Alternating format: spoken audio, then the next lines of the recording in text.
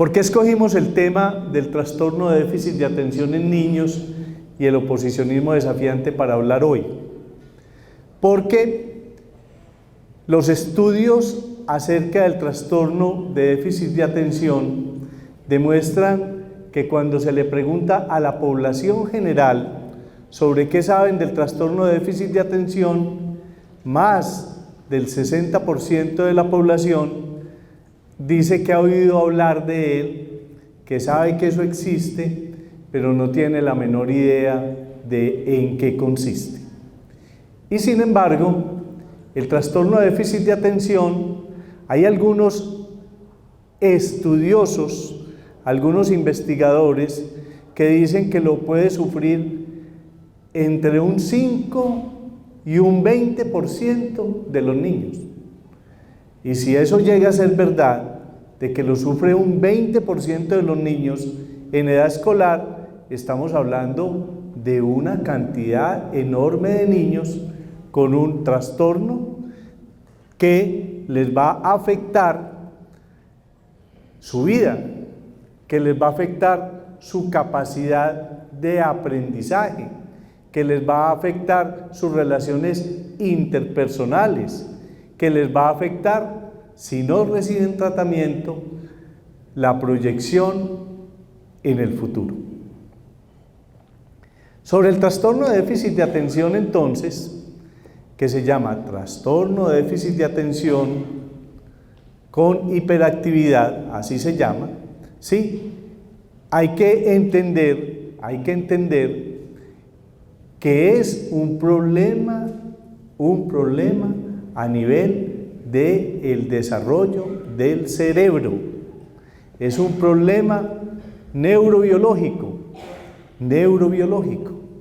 que tiene que ver con el desarrollo del cerebro, con áreas muy importantes del cerebro, que son el lóbulo frontal, que es la parte del cerebro que queda contra la frente, y otra parte muy interna, muy profunda del cerebro, que son los ganglios basales.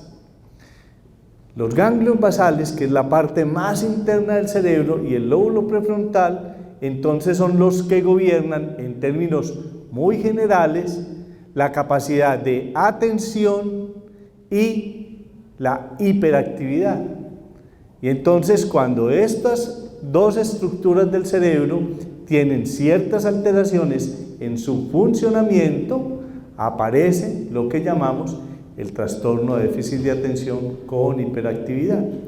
Pero también tiene que ver con el funcionamiento de los neurotransmisores. Los neurotransmisores son las sustancias del cerebro que comunican entre sí a las neuronas. Las neuronas son las células cerebrales.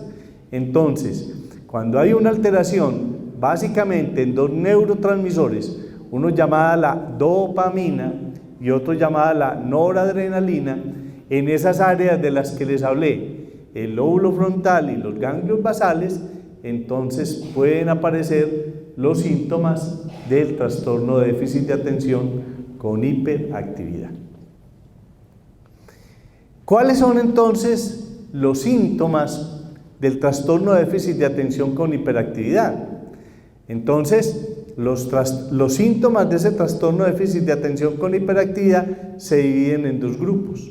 Por una parte, están lo que tiene que ver con el déficit de atención, Y ese déficit de atención entonces se manifiesta por los síntomas que van a leer ahí en las pantallas. Sigamos. Entonces, aparecen estos síntomas: un patrón persistente de inatención e hiperactividad e impulsividad que interfiere con el funcionamiento y el desarrollo de las actividades del niño. Un patrón, sigamos. Entonces aparece, sigamos. Con frecuencia, devuélvase por favor. Con frecuencia falla en prestar la debida atención a los detalles que tiene que tener permanentemente presente, con frecuencia tiene dificultad para mantener la atención en las tareas y las actividades, tanto recreativas como las tareas. O sea, no es que el niño solo se dispersa cuando tiene que hacer tareas, incluso cuando está jugando, también le es muy difícil mantener la concentración. Entonces está jugando con los amiguitos, y de pronto se eleva, y los amiguitos dicen, vea, le toca a usted, y él está elevado. O si está jugando fútbol, como me pasaba a mí con algunos pacienticos, era un excelente jugador, y era delantero, pero muchas veces le hacían el pase y la pelota seguía, y él le caía a los pies del balón, pero estaba elevado viendo un pajarito, viendo a no sé quién, y no hacía el gol. Entonces los compañeritos se enojaban con él. Entonces esa dificultad para mantener la atención no solo es en las tareas, sino en las actividades recreativas. Sigamos. Con frecuencia parece no escuchar cuando se le habla. Le están diciendo las cosas y oiga, vea, usted sí está escuchando. No, anda elevado, anda pensando en otras cosas, anda como disperso, como elevado, como le dice la gente, oiga, pero vea, y todo el mundo cree que está poniendo cuidado porque está ahí quietecito, pero no está como escuchando lo que se le dice. Con frecuencia no sigue las instrucciones para terminar las tareas escolares. Las mamás lo saben muy bien, empieza a sentarse con el niño a que haga las tareas y todas las instrucciones que le dieron las empieza a alterar, empieza a hacer otra cosa, lo que tenía que hacer, que era sumar o restar, entonces lo hace al revés, entonces no sigue como esa manera como tiene que ir desarrollando las tareas. Con frecuencia evita, le disgusta mucho y muestra poco entusiasmo en las tareas. Las mamás sí que saben de eso y los profesores. Sigamos. Con frecuencia pierde las cosas, todo se le extravía.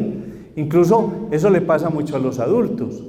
Cuando los adultos van a consulta y le dicen a uno como psiquiatra, oiga doctor, tengo tan mala memoria, y uno le pregunta, venga, ¿y qué es mala memoria para usted? No doctor, imagine que me entregaron unas llaves para que las guardara y yo no sé dónde guardé eso, o me entregaron la plata para pagar los servicios, la hija, y no la he podido encontrar, y dice que es falta de memoria. No, es falta de atención. No se concentra, no pone cuidado en dónde fue que puso las cosas. Y lo mismo le pasa a los niños que sufren este problema de déficit de atención con hiperactividad, y es que pierden las cosas porque las ponen en cualquier parte y no ponen ninguna atención de a dónde las pusieron y qué las hicieron.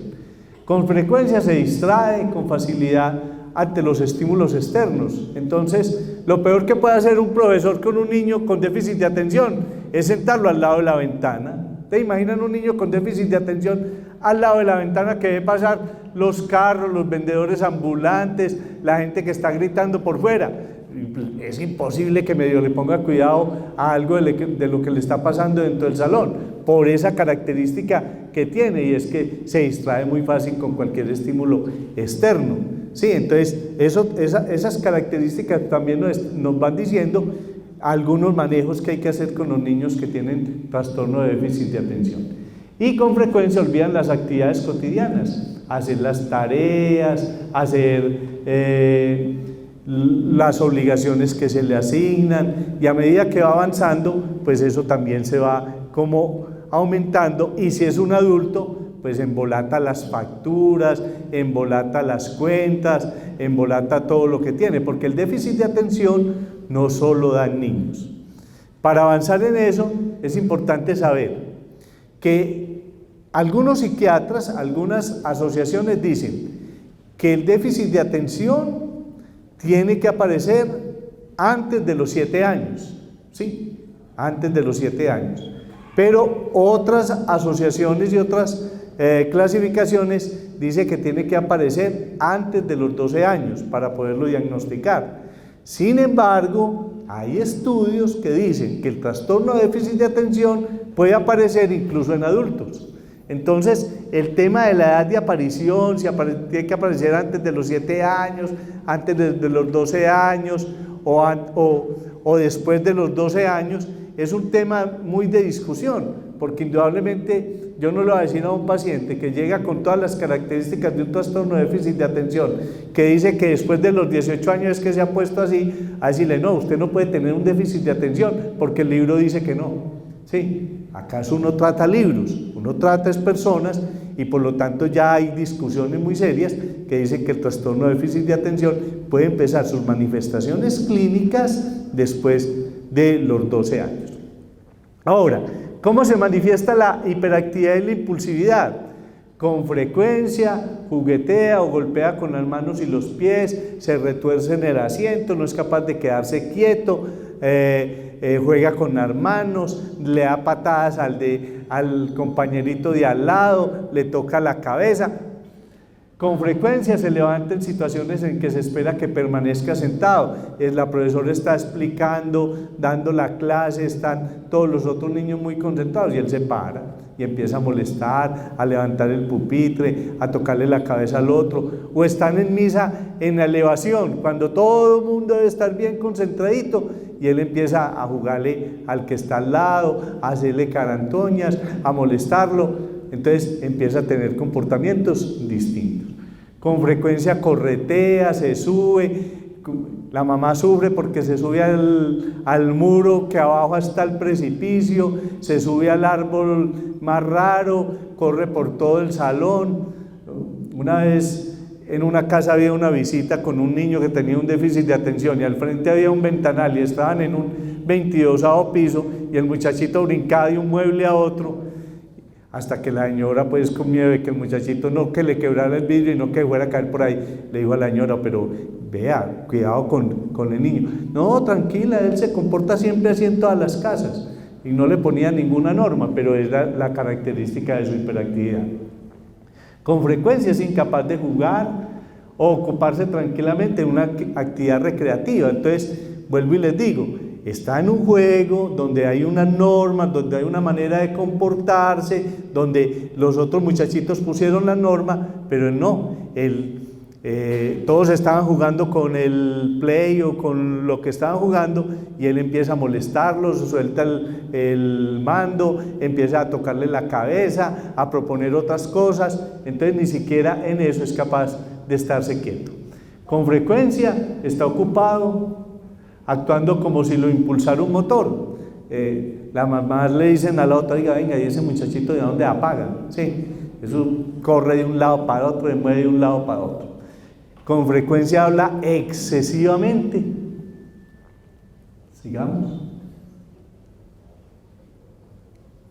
Con frecuencia responde inesperadamente. Ahora, la impulsividad, una cosa es la hiperactividad, la otra es la impulsividad. Entonces los niños que son impulsivos, le están preguntando una cosa y antes de que le acaben de preguntar lo que le iban a preguntar, ya están respondiendo cualquier cosa de manera impulsiva, lo primero que se le viene a la cabeza. No es capaz de esperar el turno, hagan la fila que les van a dar el almuerzo. Y él está estrujando a los demás porque quedó de último. No, él tiene que estar de primero, él no es capaz de quedarse en el puesto que a él le toca, él impulsivamente va y estruja y se mete de primero, no respeta el turno de los demás. Eso es la impulsividad. Interrumpe o se inmiscuye en lo que los demás están haciendo, en la conversación, en los juegos de otro, como le decían a uno cuando era chiquito, se mete en la conversación de los adultos sin tener como ningún reparo, como sin guardar la distancia, como sin ver que eso no es con él. Entonces, estos son los temas de la desatención y la hiperactividad. Entonces, mire que ustedes han conocido a muchos niños, a muchas niñas, a muchos adolescentes e incluso adultos que tienen muchos de esos elementos que les estamos mostrando ahí de inatención e hiperactividad. Pero entonces uno a veces se pregunta, bueno, y entonces todo el que presente alguno de estos síntomas, alguna de estas características, de una vez lo rotulamos como hiperactivo y como desatento. No, obviamente no. Cuando una persona presenta alguno de estos síntomas, entonces tenemos que empezar a mirar en esa historia clínica esos síntomas. Primero, ¿cuánto llevan? Para que podamos hablar de un trastorno de déficit de atención con hiperactividad, entonces tenemos que decir que estos síntomas se presentan de manera persistente durante más de 6 meses. No es que hoy el muchachito amaneció inquieto y molestando a todo mundo y tirándole papelitos y no dejó de dar clase y entonces ya de una vez le ponemos el rótulo trastorno de déficit de atención con hiperactividad para la casa y que lo lleven para el psicólogo. No, tiene que ser que de manera permanente, consistente, durante más de 6 meses está presentando todos estos síntomas. Pero que es que hoy se comporta así y dentro de 3 meses vuelve y tiene un comportamiento parecido y a la semana siguiente en alguna actividad presentó también como mucha desatención, pero en las otras cosas lo hacía bien. Sí, no vamos a hacer ese diagnóstico, vamos a pensar que tiene otros problemas, que posiblemente es que hay conflictos al interior de la familia, ¿sí?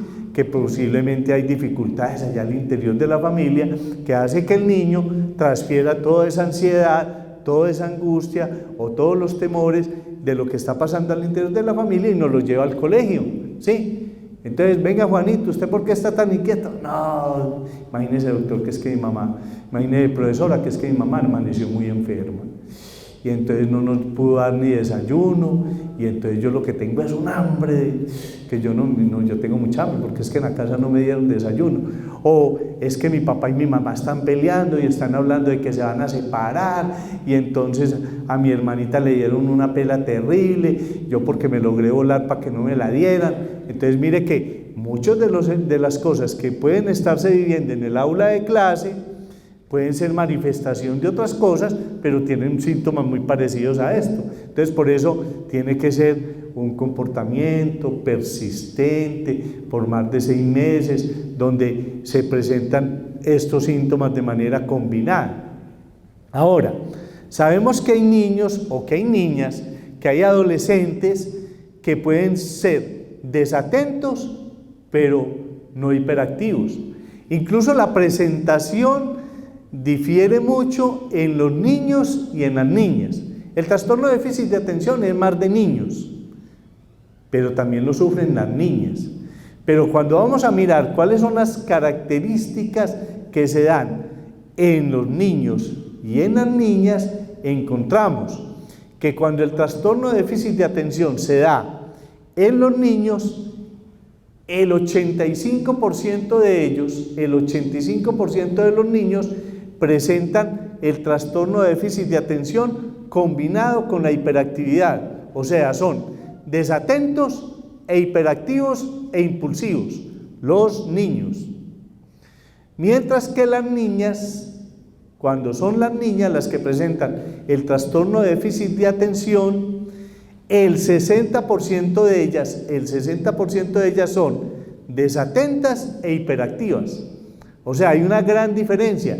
El 85% de los niños tienen déficit de atención con hiperactividad, los dos junticas, mientras que solo el 60% de las niñas presentan el trastorno de déficit de atención con hiperactividad juntos. Hay una diferencia de un 25%. Mientras que en el trastorno de déficit de atención, solo de déficit de atención, sin hiperactividad, el 30% de las niñas o hasta el 35% de las niñas son desatentas y no hiperactivas. Y solo el 5% de ellas son hiperactivas sin ser tan desatentas. Mientras que los niños, el 16% o el 14% son desatentos y solo muy poquito, un 3%, son solo hiperactivos sin ser desatentos. Entonces los niños son más hiperactivos y desatentos a la vez. Las niñas, siendo también más hiperactivas y desatentas a la vez, un porcentaje muy alto es solo desatentas. Entonces, esto juega en contra de las niñas. Uno diría, bueno, pero si las niñas solo son desatentas y no tan hiperactivas, entonces a ellas les va mejor en la vida, ¿no es cierto? Porque les va mejor en la vida. Resulta que no. ¿Sabe por qué no le va mejor en la vida a las niñas que tienen trastorno de déficit de atención con hiperactividad? por una razón muy sencilla. Porque como son tan calmaditas y no son impulsivas, ni molestonas, ni se paran, ni le tocan la cabeza a la gente, ni se meten debajo, ni se suben a los árboles, entonces la gente a veces no se da cuenta que es que tienen el trastorno. Entonces se demoran para hacerles el diagnóstico. Y como se demoran para hacerles el diagnóstico, se demoran para iniciarles el tratamiento. Entonces, muchas de estas niñas que son pasivas, que lo que tienen es desatención, entonces la desatención hace que estén como elevaditas, ¿cierto? Como oídas, como que les hablan y no ponen cuidado, como que en el salón de clase la profesora, como decía mi mamá, se desgañotaba hablando y ellas no le paraban atención, entonces empiezan a posar más y la gente cree que son problemas cognitivos, problemas de aprendizaje, ¿sí? Como diría alguien por ahí, como que, pues, esta no aprende. Resulta que es que para uno aprender tiene que poner atención. Si uno no pone atención, no memoriza. Si uno no memoriza, no aprende. Entonces, las niñas con trastorno de déficit de atención, que son más desatentas que hiperactivas, entonces pasan más desapercibidas, pierden más años, se demoran más para hacerles el diagnóstico y por lo tanto más tiempo para iniciar el tratamiento. Y confunden a veces los especialistas, psicólogos, los psiquiatras y los neurólogos, confunden la enfermedad y la diagnostican de otra manera. Ahora les voy a decir de qué otras maneras las pueden diagnosticar. Entonces, mire la combinación. Uno puede ser desatento sin ser hiperactivo. Eso le pasa más a las niñas. Puede ser hiperactivo y no ser tan desatento. O sea, esos son los muchachitos que se paran en el salón, revolotean por todos lados, le tocan la cabeza, tiran lapicero y todo. Y la profesora le dice: oiga, Juanito, ¿de qué estamos hablando? Ah, profesor, estamos hablando de que 2 más 2 es 4, de que 2 menos 2 es 0. No, usted ya explicó eso hace mucho rato, profesora, yo ya entendí eso. Y sigue molestando. O sea, está poniendo atención, pero está muy hiperactivo.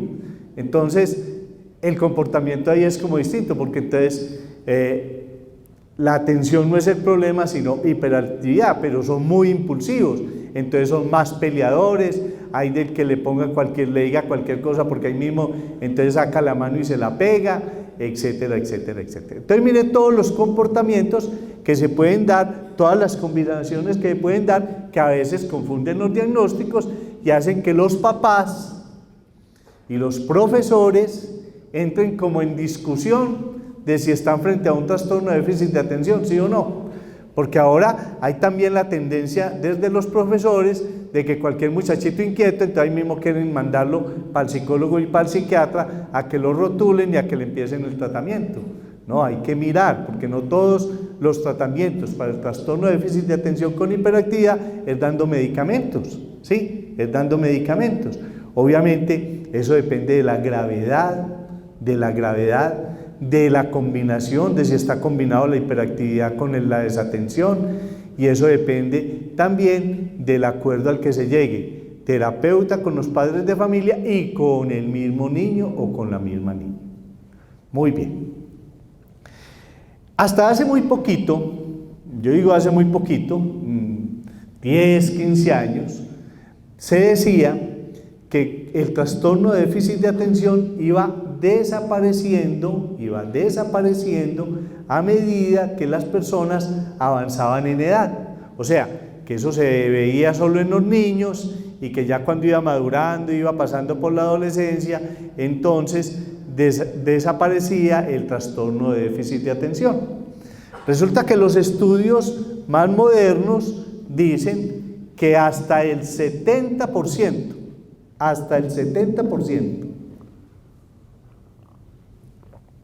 de los niños que sufren trastorno de déficit de atención llegan a la edad adulta con trastorno de déficit de atención. O sea que eso no es de que, venga, no, es que tiene trastorno de déficit de atención, esperemos a que crezca, que eso se le quita. No, esperemos a que crezca, que eso se le quita. Sentémonos ahí y veámoslo, cómo pierde años, cómo se hace daño él, cómo corre riesgos, cómo es de impulsivo, cómo pelea, cómo nos lo echan de los colegios, que eso cuando crezca eso se quita. No, los estudios dicen que eso no se quita, por arte de magia.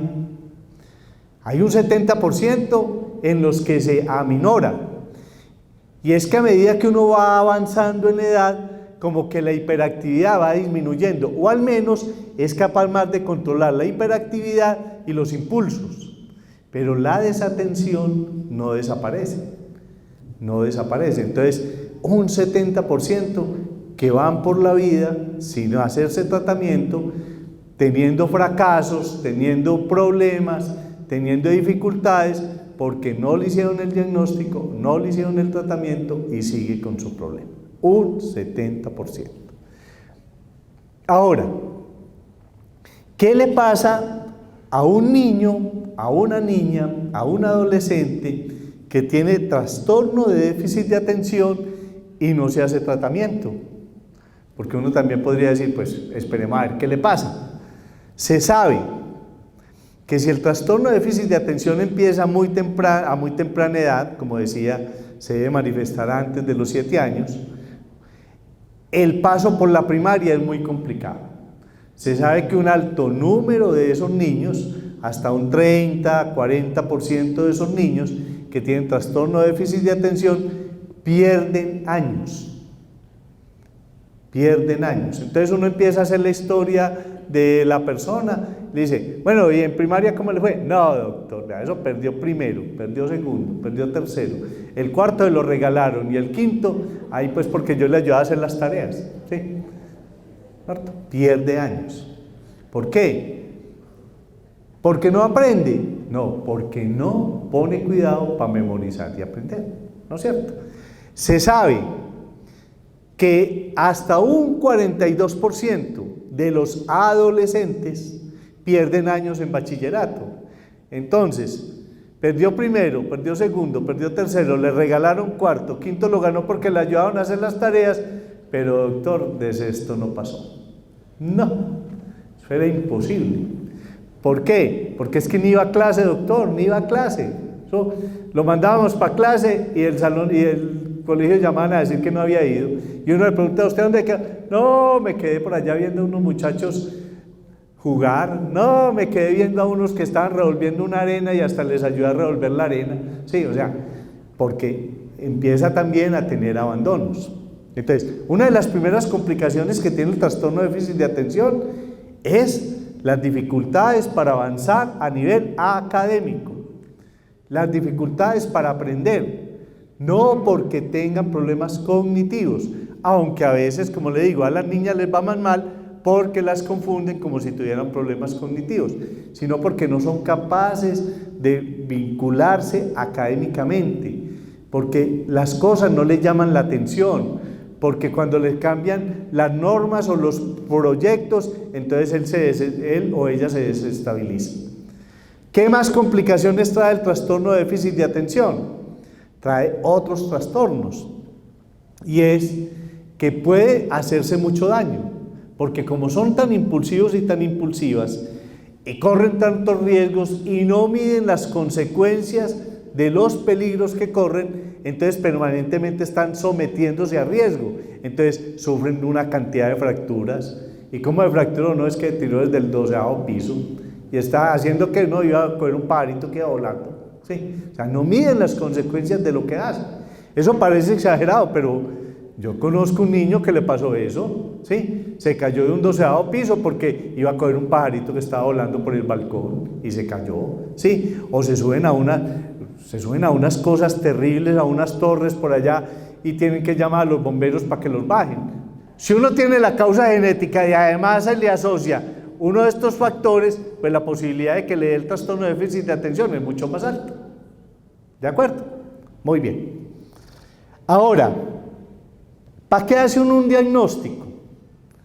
¿Para qué hace uno un diagnóstico? Uno hace un diagnóstico para hacer un tratamiento. Entonces, ¿cuál es el tratamiento del trastorno de déficit de atención? y a la vez el tratamiento del trastorno oposicionista desafiante. El tratamiento del trastorno de déficit de atención debe ser un tratamiento integral. ¿Integral qué quiere decir? Quiere decir que lo debe estar orientando un médico, psiquiatra o neurólogo, debe estar acompañado de un enfoque por psicología y debe tener un apoyo de terapia familiar. Porque el trastorno de déficit de atención y el oposicionismo desafiante compromete el comportamiento del niño o la niña, del adolescente al interior de la familia, desestabiliza la familia y a veces los padres y los hermanos, los tíos y las abuelas y todo aquel que se quiera meter en el baile no sabe cómo hacerlo. Entonces necesitamos también una terapia familiar que sea educativa, que permita y tiene que vincular, de hecho pues, a los profesores, porque no vinculamos a los profesores, o sea, a la institución educativa donde se está formando y educando ese niño, esa niña, ese adolescente, entonces tampoco lo logramos. Sobre el tratamiento sí que hay discusión. Yo les he contado algunas veces a quienes me acompañan en las conferencias, que cada que voy a una conferencia, a un congreso de psiquiatría en Estados Unidos las manifestaciones son pagas, ¿quién lo creyera? Allá le pagan a la gente para que manifieste, entonces le dan la platica para todo el día, para que pague el hotel porque van de todas partes, les entregan la pancarta y la gente se va con la pancarta, no sabe ni siquiera para qué, pero allá le pagan a uno hasta para dar sangre, para todas las cosas. En Estados Unidos es hasta bien interesante. Entonces uno ve a las asociaciones de padres de familia en Estados Unidos que cada que hay un congreso de psiquiatría a la que van 50.000 psiquiatras de todo el mundo, le llevan 30.000 y 40.000 personas de todo Estados Unidos con pancartas oponiéndose al uso de la Ritalina, Y si ustedes se meten a las redes sociales contra la Ritalina encuentran 50.000 páginas, ¿sí? Resulta que vuelvo y les digo, el trastorno de déficit de atención tiene que ser integral. Entonces, el trastorno de déficit de atención tiene que empezar por un tratamiento psicológico, hecho el diagnóstico, que el diagnóstico lo debe hacer un médico psiquiatra o un neurólogo, pero entonces a partir de ahí se establece el tratamiento. Entonces, debe empezar un tratamiento psicológico cognitivo-conductual con pautas de manejo, de educación a la familia, en el cual se le entregue también a los profesores manejos estrictos de qué debe hacer. Entonces se entregan unos parámetros, no ponga al niño de último, póngalo de primero, no lo coloque al lado de una ventana ni al lado de una puerta. Si el muchachito o la muchachita es de los que usted le pregunta y ahí mismo le contesta lo que usted está diciendo, entonces venga, póngalo de monitor, póngalo a que le ayude a los que van más retrasaditos. O sea, uno empieza primero con pautas psicológicas. Y hay una cosa clara, si el trastorno no está claro, no empiece a dar medicamentos. Primero acabe de esclarecer el diagnóstico. Segundo, si hay más hiperactividad que desatención, entonces busque de qué manera canalizamos la hiperactividad. Busque actividades, póngalo a hacer deporte, póngalo a... Bien, si ya le entendió, entonces sáquelo del salón, mándelo a hacer una cosa por fuera del salón mientras usted acaba de explicarle a los muchachitos lo otro, etcétera, etcétera. Hay una serie de pautas que se van dando. Si no hay un acuerdo entre la familia y los profesores de cómo es el manejo, entonces primero tiene que intervenir psicología, ¿sí? No vamos a darle a todos los muchachitos pues porque dijeron les vamos a dar Ritalina o les vamos a dar medicamento. Entonces hay unas pautas claras. Si el déficit no es tan marcado, es leve, moderado, empezamos a hacer con estas pautas, empezamos a dar unas actividades, a desarrollar unas pautas para hacer las tareas. Entonces hace las tareas de este momento a este momento con unas pausas que le permitan al muchachito o a la muchachita desconectarse, pero después vuelve y se conecta. Le ponemos unas normas claras, le damos una buena alimentación, evaluamos si hay otros trastornos de ansiedad, de miedo y se los manejamos, le damos una muy buena alimentación y garantizamos que tenga un buen sueño. O sea, hay unas pautas de manejo que se dan ahí. Pero si ya el trastorno es moderado y grave y está afectando la capacidad del niño, la niña, del adolescente realmente de funcionar dentro del salón, dentro de sus actividades, está poniendo demasiado riesgo su propia vida por por hacer tantas cosas donde no mide las consecuencias. Sí tenemos que empezar y entrar la medicación. Los medicamentos son solo de dos tipos.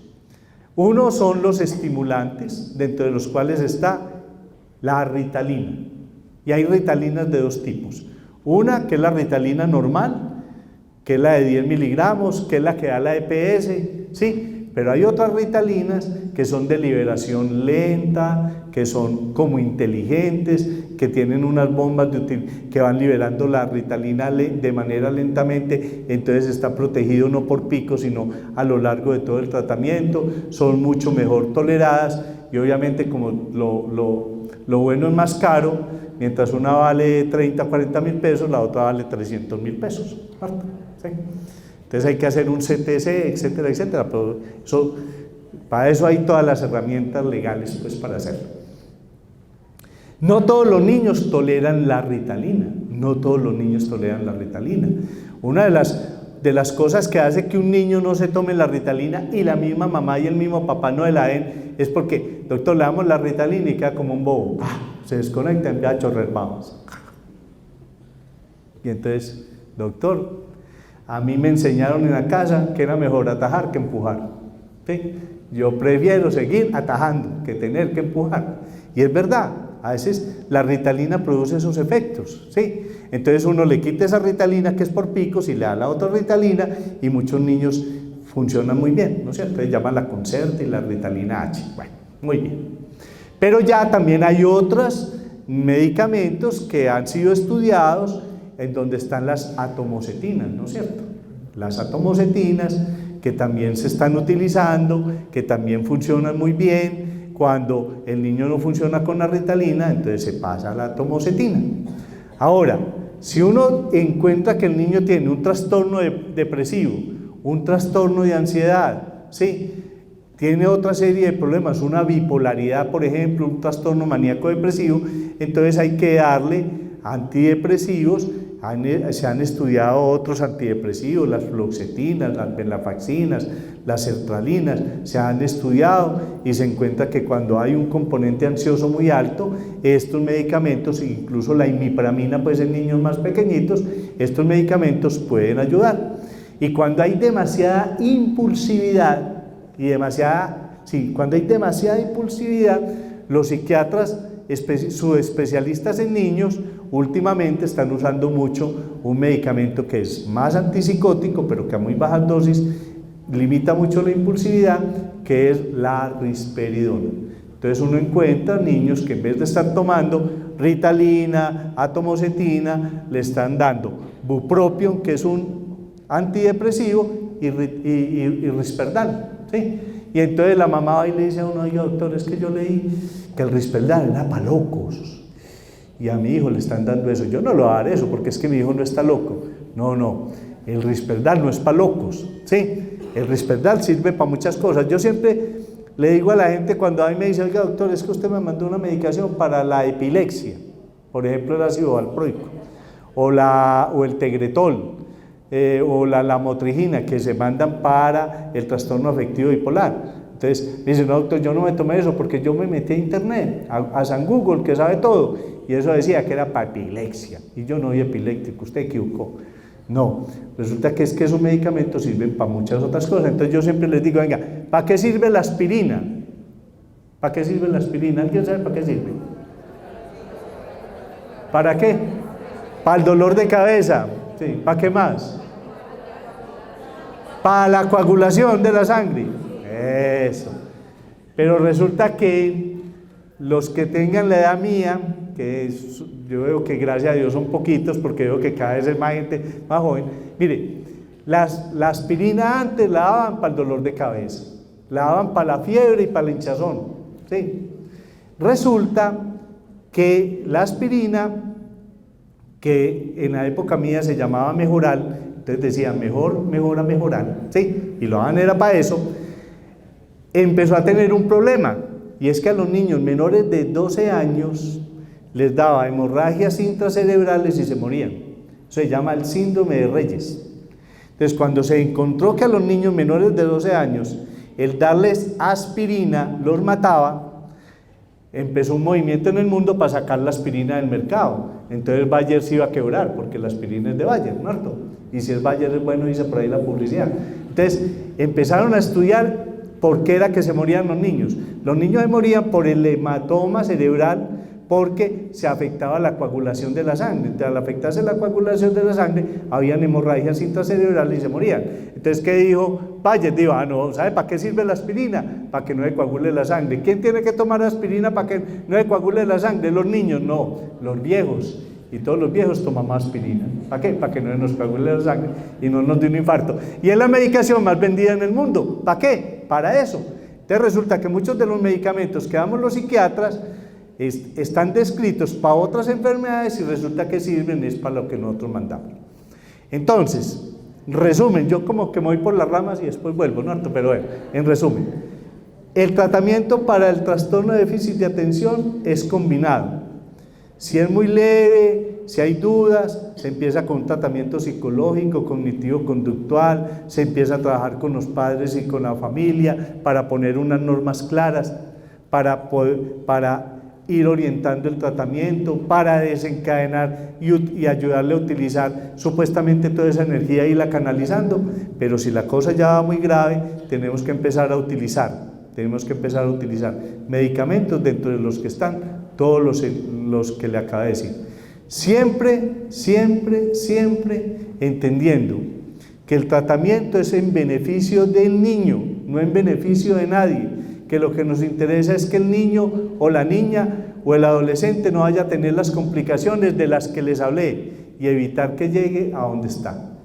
En el tema de las adicciones se dice que uno de los causas de las adicciones es la automedicación, y por eso, si ustedes están viendo ahora Sanamente, en el programa, en el ciclo que estamos, es el de las drogas. Recuerde que Sanamente cambió de horario, es los lunes a las 9 de la noche en directo, con repetición los domingos a las 9:30 de la mañana y los sábados a las 10 de la noche. Entonces, en el ciclo que estamos en Sanamente de drogas, les he dicho que los niños que sufren de trastorno de fobia social y ansiedad anticipatoria y ansiedad de desempeño, que son los que llaman tímidos, tienen muchos riesgos, si no les hacemos tratamiento, de volverse adictos a la marihuana y al alcohol.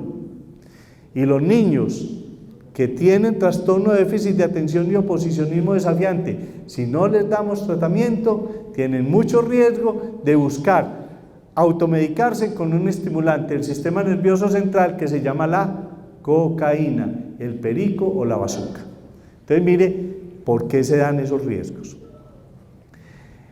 Hay que hacer el tratamiento, siempre nos debemos dejar asesorar. Con respecto a la discusión de la Ritalina o no, mire, yo lo digo porque me he puesto a hablar a veces con los que están en la marcha. Les digo, venga, usted está en contra de la Ritalina. Sí, doctor, estamos en contra de la Ritalina. ¿Y usted tiene hijos? Sí. ¿Y tiene sobrinos? Sí. ¿Y a algunos le han dado Ritalina? Sí, doctor. ¿Y cómo le va? Muy bien, muy bien. Ay, gracias a esa Ritalina va muy bien. ¿Y entonces por qué está protestando? Doctor, porque me están pagando. Doctor, me están pagando. Yo les voy a decir una cosa. Cada que ustedes vayan donde el médico y tengan dudas del tratamiento que les va a mandar, ustedes lo miran a los ojos, le dicen, venga doctor, si su hijo tuviera ese problema, ¿usted le daría eso? Si parpadea es que le va a decir mentira, ¿no? Pero si le dice, claro que sí, es porque no. O sea, si el médico le va a mandar a uno lo que le mandaría al hijo, creámosle, porque entonces sí está convencido de que eso sirve. Si le va a mandar una cosa y parpadea, ¿no?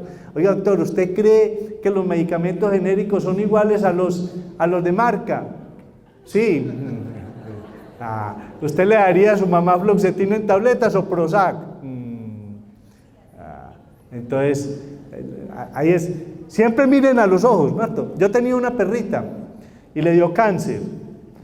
Y entonces le pagué todos los tratamientos. Y un día fue a donde un veterinario, mi hija pues desesperada lo llevaba a donde un veterinario. Le dijo, no, eso es muy fácil, eso le hacemos una cirugía muy grande.